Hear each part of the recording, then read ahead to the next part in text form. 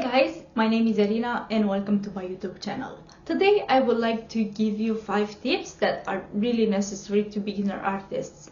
I decided that these 5 tips are very important because I struggle with some of those things and I have no one telling me this.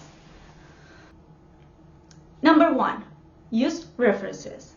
It's very important to use references because, as I used to think, you cannot draw 100% from your imagination.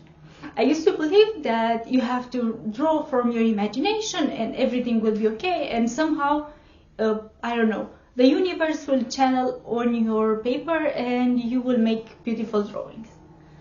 Yeah, didn't work so well. So I spent a few years doing this, but with no results. So I think it's very important to choose your references before you start drawing. I saw that a lot of people are using Pinterest. I usually go on Google and watch images, and after that I go to Pinterest and find some references. But yes, it's very important to find inspiration and to use a lot of references. I think you can see also on behind my back my cat. She used to sleep, but I think now she's awake. Number 2, you will not learn to draw without help. You will learn to draw as a self-taught artist, but it's very important to follow some online classes, to follow other art creators, and to follow YouTube channels. I am right now trying to learn to draw portraits. This is my journey of learning to draw portraits. I love to draw beautiful girls. And now I decided to give myself the opportunity to learn.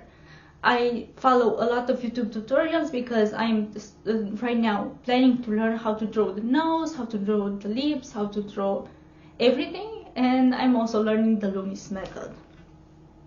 But I could not have done that by myself. I spent years trying to learn how to draw from my imagination and without references and without watching someone else drawing, and that just made me waste time. And now I'm 32, so I don't have too much time to spend trying to learn the bad way.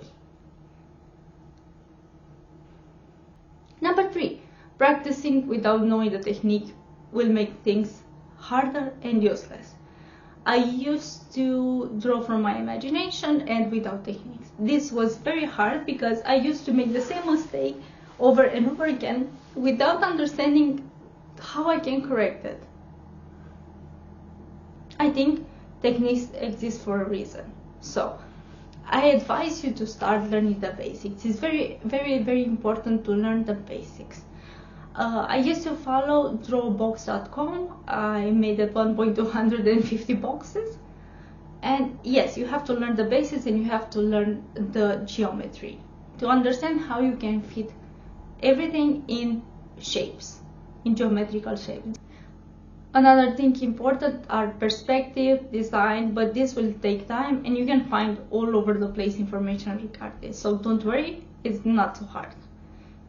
Number 4.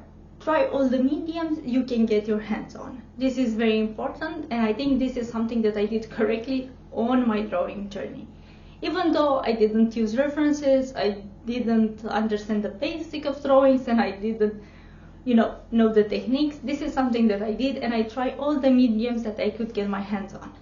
I used to do pencil drawings, I used to do color pencil drawing, I used to do acrylic painting, I used to do watercolor painting. The only thing that I missed were the oil paintings. I didn't do that because I find it very complicated, so it's not something that I'm planning to do. But it was very important to try all the mediums and see which one I like more.